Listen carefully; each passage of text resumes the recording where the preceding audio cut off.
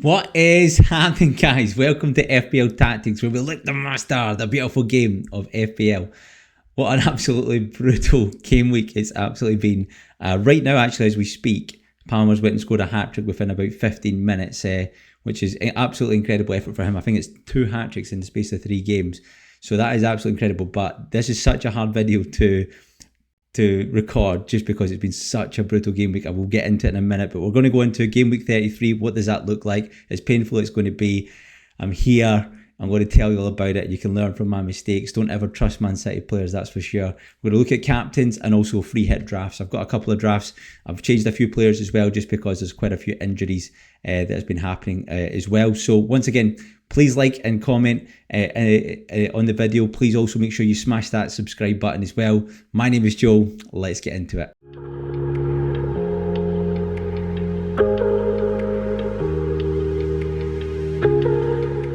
So here is the team from game week 33. Actually, the goals from Palmer is padding it massively.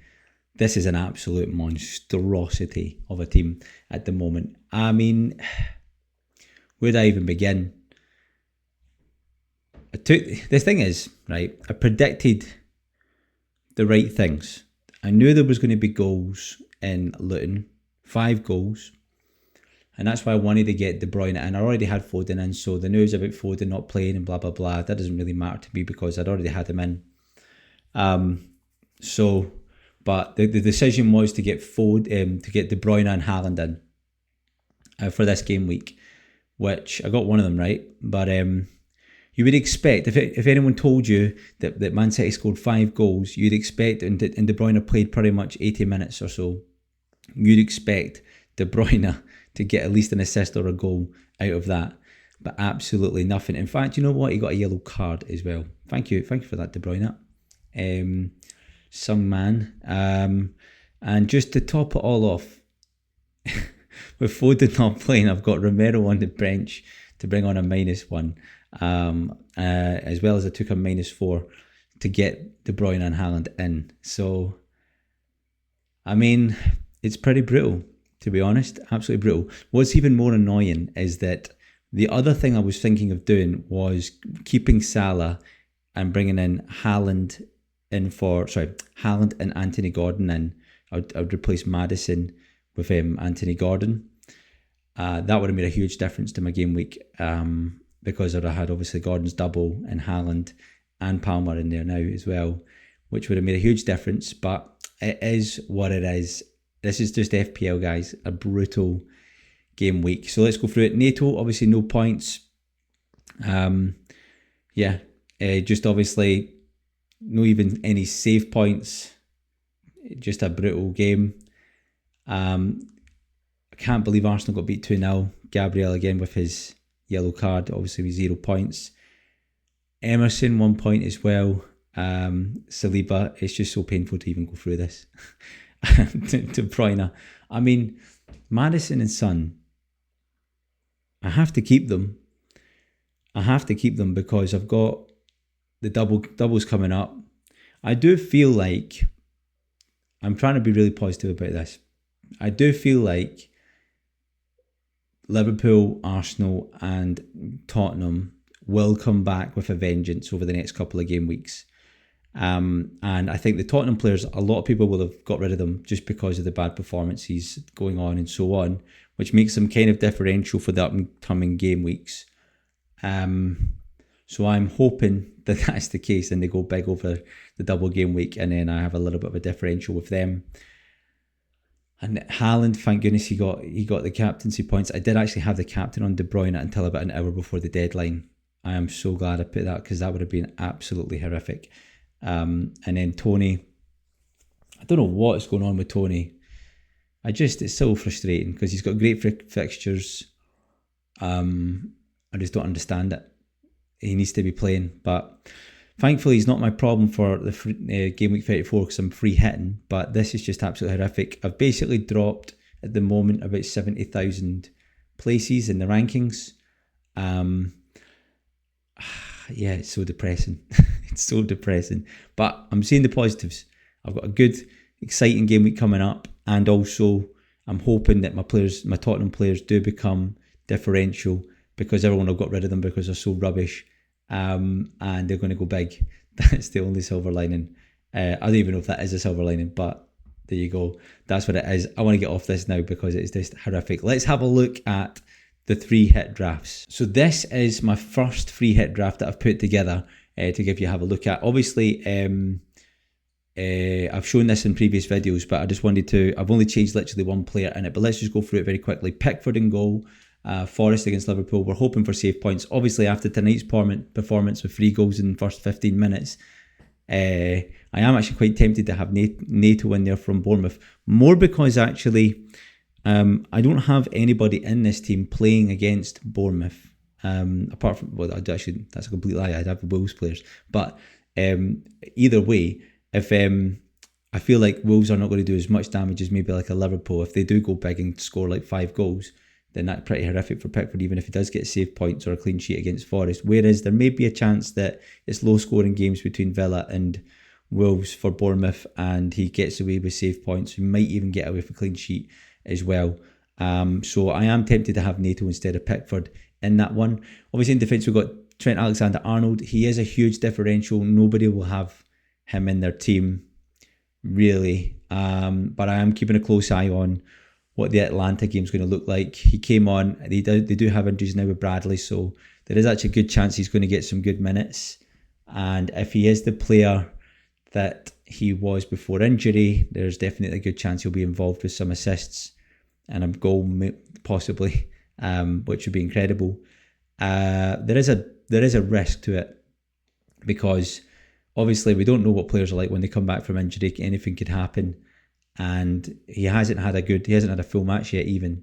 I don't know what I'm hoping for from the Atlanta game. I'm hoping that he maybe comes on for or he plays like 60 minutes. That would probably be my ideal, because then you can see a little bit about what he's like as he's come back from his injury. But you can tell then that Jurgen's trying to keep him off. I'm at first main terms of Jurgen Klopp. He's trying to keep him fresh for the game on the weekend. So that would be my hope to see that. If not, then obviously you've got the likes of Robertson and Van Dijk is the safe option. Robertson's a good option. He played really well actually, despite the loss.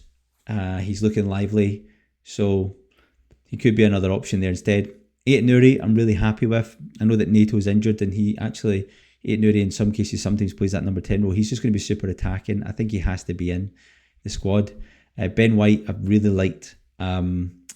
He's just went under the radar basically of everybody's teams. I just like the fact that he is very attacking. He seems to be playing high up the pitch. He fits very well in with that squad in that way as well. So I like that option very much. And I think he is not in a lot of people have Gabriel or Saliba. I've not seen many teams with White in their squad. So I also think he's not a complete differential, but he's definitely a player that not everybody has. So you can benefit from his points. I think Saka and Salah go without saying. They have to be in everybody's squads and probably already are, even if you're free hitting or not.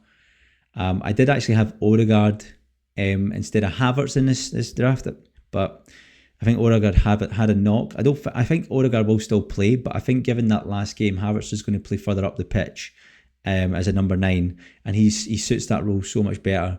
And he's been in good form in that position as well, and I think they'll just revert back to that position for Havertz, to be honest. And I like him. I like him as an option. Past Palace are looking great. Eze, I think everything runs through that player. It's either him or Elise.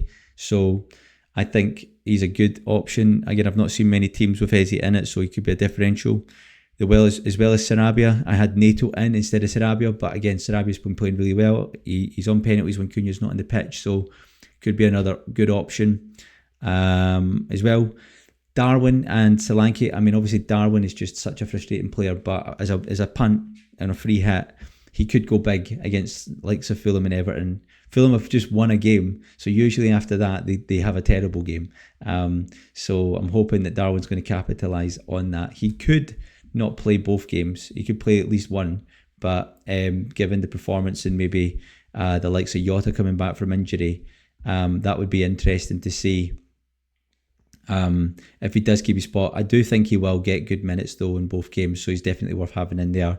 Solanke, I mean, he just seems to always get goals, especially against the types of teams of Villa and Wolves. So I think he'll be in a lot of people's squads. And yeah, I just think you kind of need to have him with those fixtures and the double game week as well. So yeah, on the bench, we've got Cunha, Braithwaite and Senesi.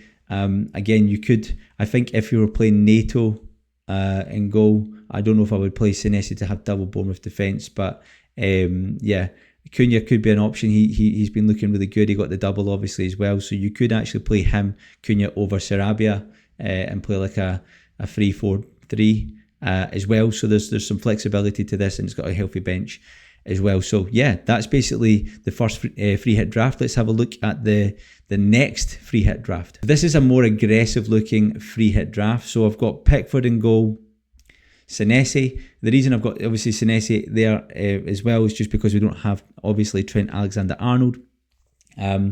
Again, with this one, like I was talking about in the last draft, I probably would keep Pickford in goal just because I don't know if I'd want double Bournemouth defence.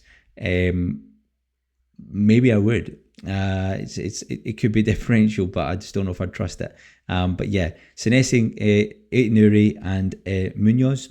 Now Munoz could have actually been in the last draft as well. He could be an option, but instead of one of the other defenders. But I've heard that Munoz is basically the guy from the Palace side of things that has got a lot of activity going. He seems to be the one that's trying to create chances and is kind of earmarked to be the next guy that's going to be the assist machine for Crystal Palace. So let's see. His numbers do look good.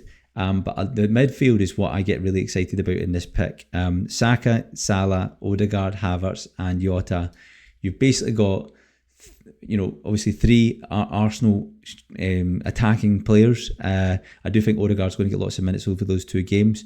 The one kind of differential but also risky pick is Jota. He looked incredible. He should have played probably earlier in the match against for Liverpool. And so I just think that he looks like he could be good. Again, I'm going to be watching his minutes in the midweek games because I do think that he seems like he's fit enough to play at least 60 minutes, and he's such a dangerous player for Liverpool when he comes on. So I do think that he's got that opportunity to be a real differential player and go big. And not many people will have them in their squads just because he's come back from injury.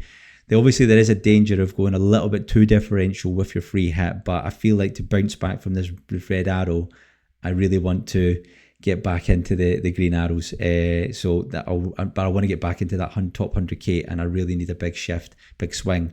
And so I would like to see, there's some big points that could come from players like Jota. Obviously, Odegaard, Havertz and Saka could probably share a couple of goals over those two games.